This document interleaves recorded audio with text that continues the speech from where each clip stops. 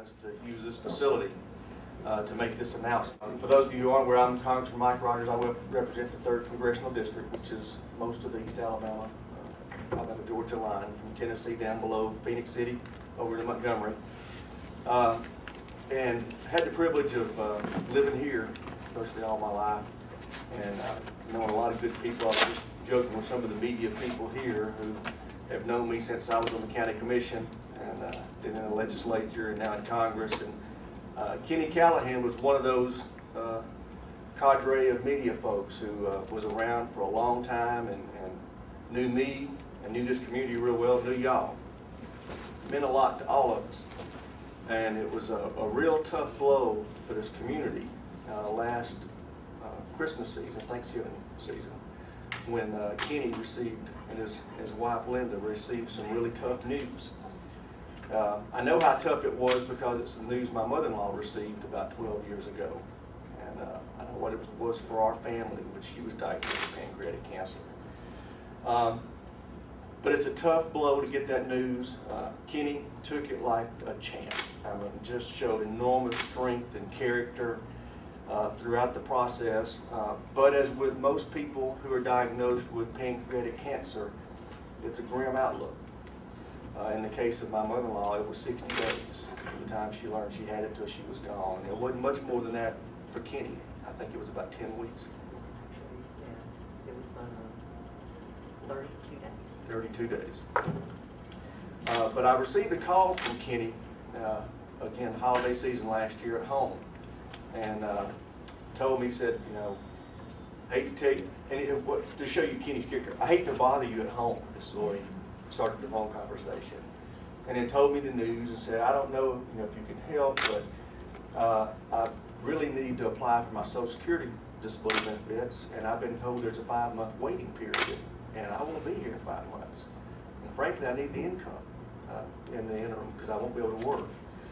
Well, of course, the next morning, you see some of the staff here. Beverly was the staff member in my Anniston office that we jumped on it and found out, sure enough, unless you had, there's 2 or 3 diseases. I know one of them is renal failure, the other is Lou Gehrig's disease. I think there's a 3rd.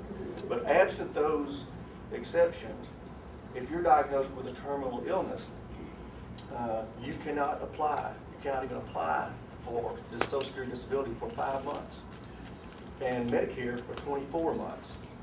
Well, as a practical matter, that means it's not an option. And this is a benefit that we all pay for to have when we need it. Hope we never need it. And by that I mean Social Security disability and Medicare. Well, unfortunately, in the case of Kenny, we could not get what is called a compassionate waiver for him. And but it really stuck with me how emotionally upsetting that was and how morally wrong that policy seemed to be. So I talked with my staff about finding out how we needed to get the law changed, what the criteria were, and how we'd have to change it to make it practical for people who did receive terminal diagnoses to be able to apply for and receive benefits. After we were able to research it, got together with Linda and asked her permission if we could name it after Kenny.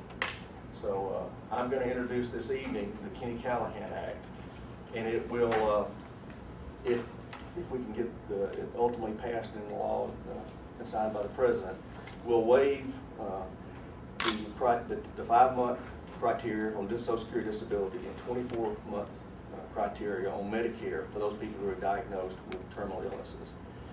According to the Congressional Budget Office, which has to score these for us, that will mean about between 50 and 75,000 Americans a year will be able to receive these benefits that now are not allowed to. And I want you to understand, in everybody's case, it will not be something they look for. In my mother-in-law's case, for example, she had health insurance and she didn't need disability benefits. A lot of us are blessed to we're in that situation, but between 50 and 75,000 do need that benefit, and we ought to find a way to do it. The scoring, we have to, when we introduce a bill, we have to score it, which basically means tell the Congress how much it would cost, and the CBO estimates between 50 and 70 billion dollars over 10 years. So it's a lot of money, but the truth is there's a lot of waste in Social Security and Medicare. I was telling my staff when we drafted this bill to come up with an offset. In other words, a place where we would find that $50 to $70 billion to pay for this, because I was going to take it away from some place that I thought was not as high an obligation for us as what I think this is.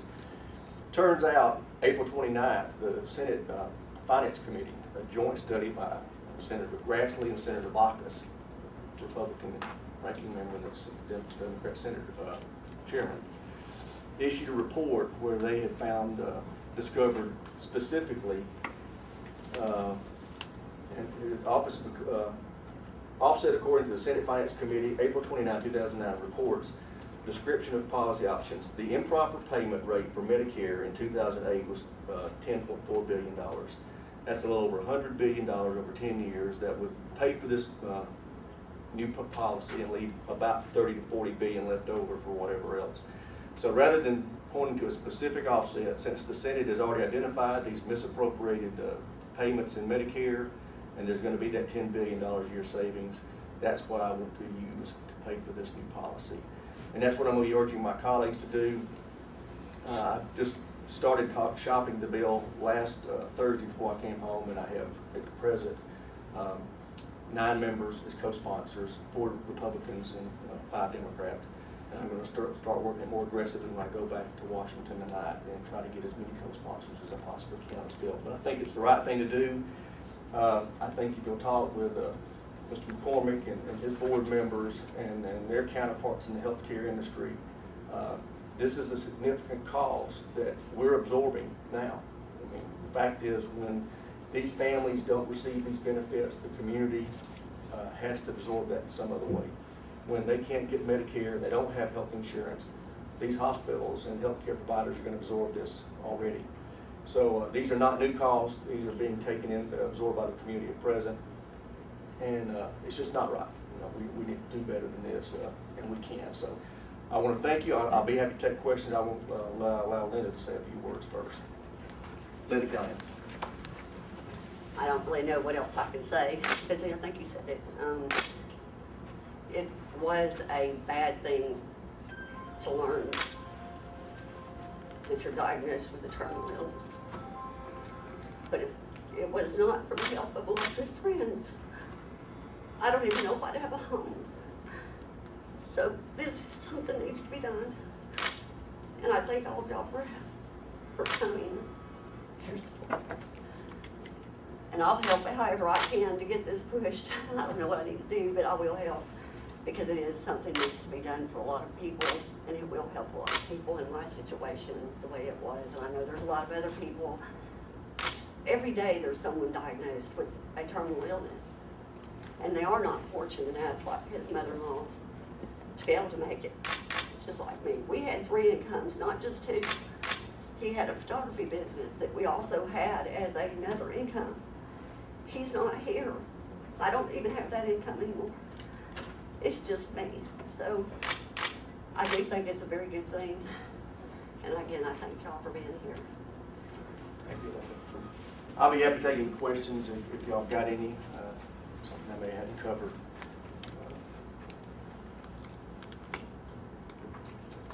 Thank you very much for being here, and hopefully we'll do good on this and make it better for people like you in the future. Thanks.